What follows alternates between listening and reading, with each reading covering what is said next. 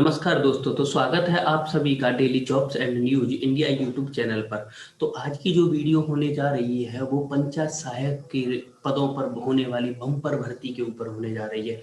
हाँ जी भाई, जो उत्तर प्रदेश सरकार है हमारी, उत्तर प्रदेश सरकार ने 58,189 पदों पर पंचायत सहायक के लिए भर्ती करना स्टार्ट किया है। कब से इसकी भर्ती की जाएगी, कैसे आवेदन होगा, कितनी सैलरी होगी और हम कैसे इसमें अप्लाई कर सकते हैं, कैसे ये जॉब पा सकते हैं, तो इसके लिए हम डिटेल चर्चा करेंगे। ये जो भर्ती है ये उन्हीं लोगों के लिए जो गांव में रह रहे हैं और उन पर कोई रोजगार का साधन नहीं है। तो हमारे साथ इस वीडियो में एंड तक बने रहें। आइए हम समझाते हैं आपको कि क्या क्या इसके लिए जरूरी चीजें हैं कि कैसे इन पदों पर भर्ती की जाएगी। तो इन सब के बारे में मैं एक एक करके आपको डिटेल में बताऊंगा। जैसा कि उत्तर प्रदेश में जो हमारे पद हैं वो कितने हैं, 58,189 पद हैं और ये सभी पद एक एक ग्राम पंचायत में एक एक पद है। तो इसके लिए आइए हम डिटेल चर्चा करते हैं, एलिजिबिलिटी समझ लेते हैं। ये जो ब्राउचर दे रखा है ये ऑफिशियल ब्राउचर है। तो इसको हम देखते हैं कि हमें क्या क्या चीजें जरूरत पड़ेंगी। ठीक है, तो इसके लिए चयन की आवश्यकता है। चयन प्रक्रिया सबसे पहले हम समझ लेते हैं कि क्या चयन प्रक्रिया है। ठीक है, तो इसके लिए एक एक डाटा मतलब पंचायत सहायक या अकाउंटेंट कम डाटा एंट्री ऑपरेटर की नियुक्ति की जाएगी। इसके लिए आवेदन पत्र जो है वो कल से मतलब 2 अगस्त से प्रारंभ हो चुके हैं। तो आवेदन पत्र कैसे आवेदन किया जाएगा इसके बारे में भी मैं आगे बताऊंगा। तो बने रहिए हमारे साथ वीडियो के साथ। तो इसमें क्या है, आवेदन पत्र आमंत्रित करने की सूचना ग्राम पंचायत के प्रधान द्वारा दी जाएगी। अगर प्रधान नहीं देते हैं तो आप अपने आप भी अप्लाई कर सकते हैं, वहाँ अपने आप भी आवेदन कर सकते हैं, ऐसी कोई दिक्कत की बात नहीं होने वाली है। यहाँ सूचना के प्रकाशन के 15 दिन तक आवेदन ग्राम पंचायत अथवा संबंधित विकासखंड कार्यालय अथवा जिला पंचायत राज अधिकारी कार्यालय में जमा किए जा सकेंगे। तो अगर आपको आवेदन करना है तो वो फॉर्म भरना है। फॉर्म भरने के बाद में आपको जो आवेदन पत्र होगा आपका वो ग्राम पंचायत में या विकास खंड कार्यालय में आपको जमा करा देना। और इसकी जो अंतिम तिथि है वो उसके बारे में भी मैं बताऊंगा कितनी अंतिम तिथि है। देखिए, जो 2 अगस्त से इसकी स्टार्टिंग हो चुकी है और इसके फॉर्म जो होंगे वो 17 अगस्त तक भरे जाएंगे। कब तक भरे जाएंगे, 17 अगस्त तक आपको जमा करना है ग्राम पंचायत कार्यालय पर। ठीक है, तो आवेदन पत्र कैसे दिया जाएगा, सादे कागज पर शैक्षिक अर्हता मतलब आपने क्या क्या किया हुआ है, मतलब 10th 12th, आपकी आयु और जाति संबंधी मतलब इन जो हमारे जो कास्ट सर्टिफिकेट होते हैं वो भी उसमें प्रस्तुत किए जाएंगे। समस्त आवेदन जो है ग्राम पंचायत की प्रशासनिक समिति के समक्ष विचारार्थ प्रस्तुत किए जाएंगे। मतलब ग्राम पंचायत उस पर अपने मतलब जो भी होगा मतलब जो आगे की कार्रवाई होगी उसको अपना विचार रखेगी।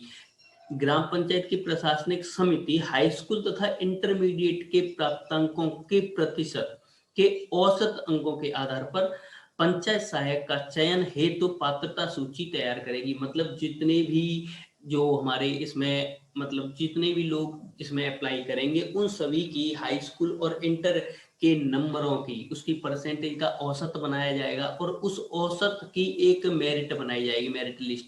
तो उस मेरिट लिस्ट में ये जो सबसे ज्यादा अंक प्राप्त करने वाला बच्चा होगा, जो सबसे ज्यादा अंक प्राप्त करने वाला अभ्यर्थी होगा, उसका सिलेक्शन उस पद के लिए किया जाएगा। ठीक है, तो इसमें देखिए ये बोला है, यदि सर्वाधिक अंक प्राप्त करने वाला उम्मीदवार इच्छुक नहीं है तो योग्यता क्रम में अगले उम्मीदवार का चयन किया जाएगा। मान लीजिए कि अगर जिसके सबसे ज्यादा नंबर हैं अगर वो अब इच्छुक नहीं है, किसी भी कारण से हो सकता है वो, अगर उसकी कहीं और अच्छी जॉब लग गई या कहीं और भी कुछ भी हो सकता है, तो वो क्यों उसको ज्वाइन करेगा।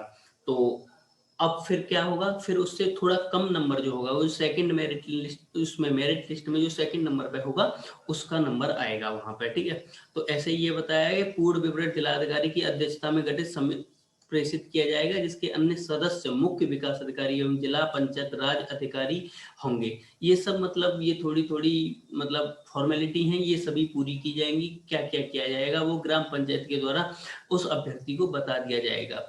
ठीक है, तो अभ्यर्थी निर्धारित अर्हता या पात्रता को पूरा करता है तो समिति द्वारा ग्राम पंचायत को नियुक्ति हेतु संस्तुति कर दी जाएगी। ठीक है, मतलब उसी को वहां पर नियुक्त किया जाएगा। ठीक है, इसके बाद जो है ग्राम पंचायत अपने प्रस्ताव के मध्य चयनित व्यक्ति की सेवाएं 1 वर्ष की संविदा पर प्राप्त कर सकेगी। जो ये पद हैं उस पर जो अभ्यर्थी लिए जाएंगे वो 1 साल की संविदा, मतलब केवल 1 ईयर की संविदा पर लिए जाएंगे। अगर इसका काम अच्छा होता है, संविदा पर रखे जाने वाले चयनित व्यक्ति द्वारा अनुबंध पत्र पर हस्ताक्षर किए जाएंगे। हस्ताक्षरित अनुबंध पत्र के प्रति जिला रिकॉर्ड भेजी जाएगी। ये सब रिकॉर्ड भेजा जाएगा, ये सब ग्राम पंचायत करती रहेगी। ठीक है, 1 वर्ष की अवधि की संविदा प्राप्त होने पर नया चयन उक्त प्रक्रिया के अनुसार किया जाएगा। साथ ही इसने बोला है, साथ ही 1 वर्ष तक कार्य करने वाले पंचायत कर्मी की सेवाएं संतोषजनक पाई जाती हैं तो ग्राम सभा की खुली बैठक में विचार करके पारित प्रस्ताव के आधार पर उसे पुनः संविदा पर 1 वर्ष के लिए रख लिया जाएगा। और यह जो होगा वो मैक्सिमम 2 ईयर्स के लिए हो सकता है, बस 2 वर्ष के लिए हो सकता है ये। ऐसे ही अगर इसके लिए मतलब क्या क्या काम करने होंगे, इसमें संलग्न 2 है, उसमें फॉर्म है। मैं इस फॉर्म की लिंक आपको यहाँ डिस्क्रिप्शन में दे दूंगा, वहां से आप डाउनलोड कर सकते हैं, डायरेक्टली वो फॉर्म ले सकते हैं और उस फॉर्म को भर के आपको ग्राम पंचायत जो होंगे, प्रधान होंगे, उनके यहाँ जमा कर देना है। या आप अगर ग्राम पंचायत में नहीं जमा करना चाह रहे हैं तो आप अपने मतलब जो वो होता है विकास खंड होता है, वहां पर आप जमा कर सकते हैं। ठीक है, तो इसके लिए अर्हताएं क्या हैं, उसके लिए पंचायत सहायक के लिए अर्हताएं क्या है, मतलब एलिजिबिलिटी क्या है। अब बात कर लेते हैं एलिजिबिलिटी क्या होनी चाहिए। तो इसके लिए न्यूनतम शैक्षिक योग्यता उत्तर प्रदेश माध्यमिक परिषद द्वारा संचालित इंटरमीडिएट परीक्षा उत्तीर्ण होनी चाहिए, मतलब आपको 12th पास होना जरूरी है। ठीक है, आपको 12th पास होना जरूरी है। प्लस देखिए इसके साथ आपको बेसिक कंप्यूटर नॉलेज भी होना जरूरी है। ये बेसिक कंप्यूटर नॉलेज, क्योंकि आपको डेटा एंट्री करना है तो बेसिक कंप्यूटर नॉलेज भी होना जरूरी है। तो अकाउंटेंट कम डाटा एंट्री की न्यूनतम आयु चयन वर्ष 1 जुलाई को, मतलब अभी 2021 में 1 जुलाई को 18 वर्ष से कम ना हो और अधिकतम 40 वर्ष हो सकती है, मतलब 40 वर्ष से ज्यादा नहीं होगी और 18 से कम नहीं होगी। ठीक है, तो इसके लिए एंट्री। और हाँ, एक मेन चीज और है, अगर जो अभ्यर्थी वहां अप्लाई करना चाहते हैं अपनी ग्राम पंचायत में, तो वो केवल अपनी ही ग्राम पंचायत में अप्लाई कर सकते हैं, किसी दूसरे ग्राम पंचायत में नहीं कर सकते। इन्होंने साफ साफ लिखा हुआ कि अभ्यर्थी उसी ग्राम पंचायत का निवासी होगा। अब देखिए इस मामले में भी आरक्षण जो हमारा रिजर्वेशन है वो भी इसमें हमारा लागू किया गया है। तो रिजर्वेशन कैसे लागू किया गया है ये भी बहुत महत्वपूर्ण चीज है। आरक्षण की व्यवस्था किस प्रकार से होगी, ठीक है, तो पंचायत राज अधिनियम में दी गई व्यवस्था के अनुसार जो पंचायत जिस श्रेणी के लिए आरक्षित हैं, मतलब कहीं अगर जनरल की सीट है तो वहां जनरल का ही अभ्यर्थी आएगा। अगर कहीं ओबीसी का महिला ओबीसी का प्रधान है तो वहां ओबीसी का ही कैंडिडेट लिया जाएगा। और कहीं एससी या एसटी का है तो उसी के करस्पॉन्डिंग उसी श्रेणी का अभ्यर्थी होगा वही लिया जाएगा। ठीक है, और इसमें एक चीज और, जैसे देखिए आगे दिया गया प्रधान पद अनुसूचित जाति के लिए आरक्षित है, तो जिसमें अनुसूचित जाति का जिन पंचायतों का प्रधान पद अनुसूचित जाति के हैं वहां वहां अनुसूचित जनजाति तथा जिन पंचायतों के प्रधान पद अनुसूचित जनजाति महिला, तो अनुसूचित जाति महिला और पिछड़ी जाति महिला व महिला के लिए आरक्षित है, वो महिला के लिए, तो वहां उस श्रेणी की महिला अभ्यर्थी का चयन किया जाएगा।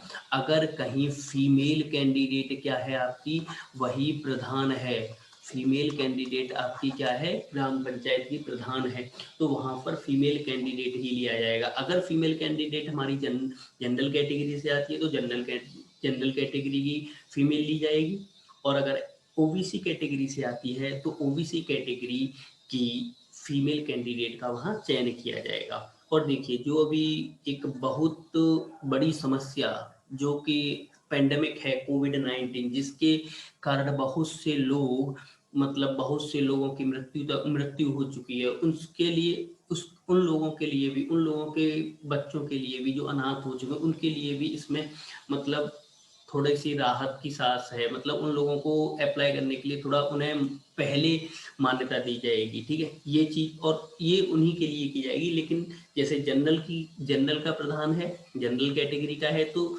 कोविड-19 से मृत व्यक्ति जो जनरल का होगा उसी का बच्चा वहाँ पर लिया जाएगा, ये बात इसमें की गई है। इसमें बोला गया है सामान्य श्रेणी की ग्राम पंचायतों में कोविड-19 की वजह से, देखिए सामान्य श्रेणी की ग्राम पंचायतों में कोविड-19 की वजह से हुई मृत्यु का लाभ सामान्य श्रेणी के परिवार को ही दिया जाएगा। यदि एक ग्राम पंचायत में आरक्षण की श्रेणी पूर्ण करते हुए एक से अधिक कोविड-19 मृतक के वर्षाणु के आवेदन प्राप्त होते हैं, तो वहां हाई स्कूल व इंटरमीडिएट के प्राप्तांकों के प्रतिशत के औसत अधिक होंगे, उन्हें चयनित किया जाएगा। मतलब किसी और श्रेणी या किसी भी श्रेणी का हुआ, उसमें अगर 2 से ज़्यादा लोग आते हैं, मतलब जैसे जिनके 2 से ज़्यादा लोगों के मतलब कोविड-19 से मृत्यु हुई है, तो उनके जो बच्चे या कोई भी होंगे परिवारीजन आएंगे, तो उनको वहाँ मान्यता दी जाएगी। अगर वो 2 सेम आते हैं तो उनको हाई स्कूल और इंटर के औसत के आधार पर वहाँ ज़्यादा लिया जाएगा, जिसकी मेरिट हाई होगी उसको ले लिया जाएगा, ठीक है। और कोविड-19 पॉजिटिव होने की तिथि से 30 दिन के अंदर मृत्यु होने की दिशा में, मतलब ऐसा नहीं है कि कोविड-19 हुआ हो आपको पिछले साल और इस साल डेथ हो गई हो, तो ऐसा नहीं लिया जाएगा। कोविड-19 पॉजिटिव होने के 30 दिन के अंदर मृत्यु जिनकी हुई है उन लोगों को यहाँ मान्यता दी जाएगी, ठीक है। अब देखिए मानदेय कितना होगा, ये सबसे बड़ी बात है, मानदेय कितना होगा। ये मानदेय पर क्योंकि संविदा पर रखे जा रहे हैं, तो आपके लिए मानदेय वो होगा 6,000 रुपये। कितना? 6,000 रुपये प्रति माह आपको मानदेय मिलेगा, ठीक है। इसके लिए आपको प्रशिक्षण भी दिया जाएगा। प्रशिक्षण में आपको 2 माह के अंदर प्रशिक्षण दिया जाएगा, मतलब आपकी जो इंटर्नशिप होगी, एक तरीके से बोल सकते हैं, ट्रेनिंग बोल सकते हैं, तो ये ट्रेनिंग आपकी करवा दी जाएगी। जैसे ही आपकी ज्वाइनिंग होगी उसके 2 महीने के अंदर आपको करवा दी जाएगी, ठीक है। इसके विरुद्ध ये आप पढ़ लेना, मैं इसको भी मतलब इस पीडीएफ को भी वहां दे दूंगा, ये कोई ज्यादा बड़ी नहीं है, नहीं तो अगर मैं सब कुछ बताने लगा हूं तो वीडियो बहुत बड़ी हो जाएगी। मैं मेन चीजें बता दे रहा हूँ। और इसके लिए देखिए, हाँ, इसके लिए ये सबसे ज्यादा इम्पोर्टेंट चीज है। मतलब कैसे? देखिए कोई भी प्रधान होगा वो अपनी मर्जी से अपने बेटों को या अपने संबंधियों को नहीं रख सकता है यहाँ पर। यहाँ मतलब इसमें बोल रखा है कोई भी व्यक्ति जो संबंधित ग्राम पंचायत के प्रधान, उप प्रधान, सदस्य अथवा सचिव ग्राम पंचायत का संबंधी है, मतलब उसका संबंधी है, तो उसे नहीं दिया जाएगा वो पद। पंचायत सहायक, अकाउंटेंट कम डाटा एंट्री ऑपरेटर के रूप में नहीं रखा जा सकेगा। लेकिन इन संबंधियों का तात्पर्य क्या क्या है? तो इसमें पिता आ सकते हैं, दादा, ससुर, पितृ अथवा मातृ संबंधी, मतलब दोनों तरफ से वो नहीं आ सकते। पुत्र नहीं आएगा उनका, उनका पौत्र भी नहीं आएगा, दामाद भी नहीं आएगा, पुत्र वधू भी नहीं आएगी। उनकी बहन जो प्रधान होगा, उनका पति या पत्नी, पुत्री, माँ, इनमें से नहीं। अगर ऐसा हो सकता है कि प्रधान के भाई या बहन, उनके बेटा बेटी वहां पर लिए जा सकते हैं, लेकिन उनके खुद के ये जो बोले गए हैं यहाँ, ये नहीं लिए जाएंगे। जैसे पुत्र, पौत्र, दामाद, पुत्रवधू, बहन, पति, पत्नी, पुत्री और माँ, ये नहीं लिए जाएंगे, ठीक है। तो ये सब था, ये इन्होंने बता दिया है। और ये इसमें प्रतिबंध है आपको, मतलब कि यही काम करना है और कहीं आप कुछ कर रहे नहीं हो। इसके लिए दायित्व तो आपको ये बता दिया, आपका काम क्या क्या होंगे। आपको काम कुछ नहीं होगा। डाटा एंट्री ऑपरेटर ग्राम सचिवालय वो पंचायत कार्यालय के नियमित रूप से खोलने एवं संचालित करने के लिए जिम्मेदार होंगे। मतलब उनको टाइम टू टाइम, वो बिल्कुल टाइम पर खोलना है और टाइम पर ही बंद करना है और सभी काम पूरे करने हैं। डाटा एंट्री ऑपरेटर द्वारा ग्राम पंचायत के वार्षिक कार्य की योजना, ऑनलाइन एंट्री, विभिन्न विभागों द्वारा संचालित व्यक्तिगत लाभार्थियों की योजनाओं के बारे में सूचना ऑनलाइन अपने कंप्यूटर पर मेंटेन करनी होगी। मतलब आपको कंप्यूटर की बेसिक नॉलेज आनी चाहिए, उस पर आपको ट्रेनिंग वेनिंग दी जाएगी और ट्रेनिंग के माध्यम से आपको बता दिया जाएगा कि ये काम है। आपको वो सभी दस्तावेज होंगे, सभी जो एंट्री होंगी वो आपको सुरक्षित करके रखनी है, कंप्यूटर में सेव करके रखनी है। तो ये सब आगे की बात है। और यहाँ पर देखिए आगे इसका फॉर्म है, मैं आपको फॉर्म दिखा देता हूँ एक बार। ये देखिए यहाँ इतनी चीजें लेनी होंगी, ये सब इसके लिए पैसा सरकार से आएगा। कितना पैसा आ रहा है? 1.75 लाख। ये तो ये 1.75 लाख कितना आ रहा है? ये पैसा आ रहा है इनके लिए। मतलब क्या क्या चीजें आएंगी, और इसके लिए आपका फॉर्म दिया गया है आगे, देखिए यहाँ फॉर्म है, ये फॉर्म है। आपको इस फॉर्म की मैं अलग से भी एक लिंक दे दूंगा, उस लिंक से के थ्रू आप डायरेक्ट डाउनलोड कर सकते हैं, वो डिस्क्रिप्शन में आपको मिल जाएगी। तो ये आपको इसके साथ भर के जमा कर देना है आपके प्रधान के यहाँ, मतलब पंचायत का जो मुखिया है उसके यहाँ, या आप विकासखंड कार्यालय पर भी जमा करा सकते हैं। तो ये इस वीडियो में इतना ही। अगर आपको ऐसी ही डेली जॉब्स के बारे में वीडियो चाहिए होती है, मतलब डेली जॉब्स की वीडियो की ज़रूरत होती है, प्लीज़ हमारा जो चैनल है उसको सब्सक्राइब कर सकते हैं। और अगर आपको वीडियो अच्छी लगी हुई हो तो उसको लाइक करें और उसको शेयर ज़रूर करें, और चैनल को सब्सक्राइब करना ना भूलें। तो ये सब कुछ था इस वीडियो में। Thank you for watching.